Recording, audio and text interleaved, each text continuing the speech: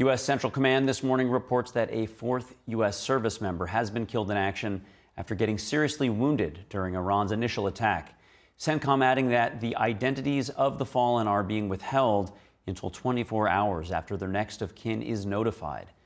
Meanwhile, President Trump says the joint U.S.-Israeli military operation against Iran, it could last up to 5 weeks.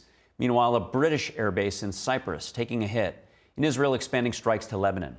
NTD's Daniel Monahan reports. President Trump telling the New York Times a big portion of Iran's naval forces have been struck, leaving the country substantially weakened. Trump says it's too early to make any commitment regarding future leadership in Iran, adding that operations are quite ahead of schedule. The president says it's ultimately up to the Iranian people to overthrow the current regime. He also suggested a Venezuela-type arrangement as one possible scenario.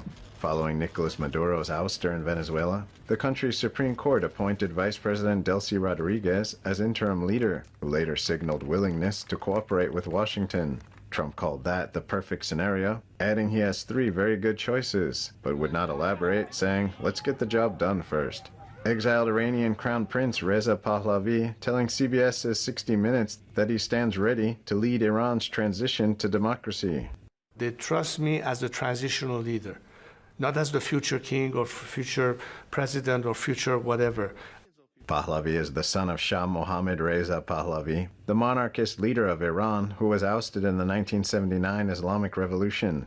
Meanwhile, Ali Larijani, a senior Iranian security official and former Revolutionary Guards member, announced that an interim leadership council would be formed until a successor to Iran's supreme leader is chosen. He also rejected talks with the United States, writing on X today, "We will not negotiate with the United States."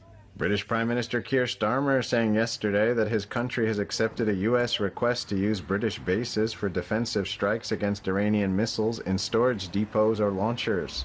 We have taken the decision to accept this request to prevent Iran firing missiles across the region. Starmer emphasized Britain was not involved in the joint U.S.-Israel airstrikes on Iran. But Iran is striking British interests nonetheless and putting British people at huge risk, along with our allies across the region. Starmer says British fighter jets were already taking part in coordinated defensive operations and had intercepted Iranian strikes, and a drone strike hit a British Royal Air Force base in Cyprus overnight. The island's president and Britain's defense ministry saying today the strike caused limited damage and no casualties. I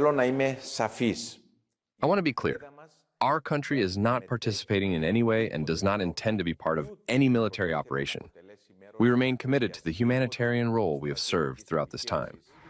While the bases are regarded as British sovereign territory, Cyprus itself is an EU member, now holding the bloc's rotating presidency.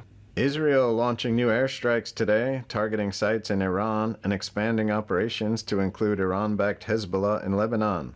Overnight, the IDF carried out retaliatory strikes against several Hezbollah targets in Lebanon, including command and control centers, launch sites, and senior terrorists. We were ready for this.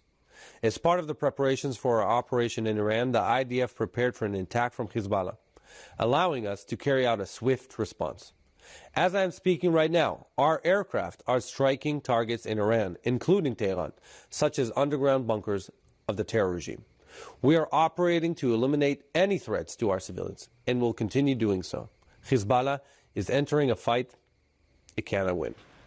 Lebanon's state news agency reports at least 31 people killed and 149 injured in initial strikes. Israel says senior Hezbollah terrorists were among the targets. Hezbollah says it launched missiles and drones toward Israel in retaliation for the killing of Iran's supreme leader, Ali Khamenei. And Tehran says it has launched a new wave of missiles toward Israel. Air raid sirens sounded this morning across the country, including in Tel Aviv and Jerusalem.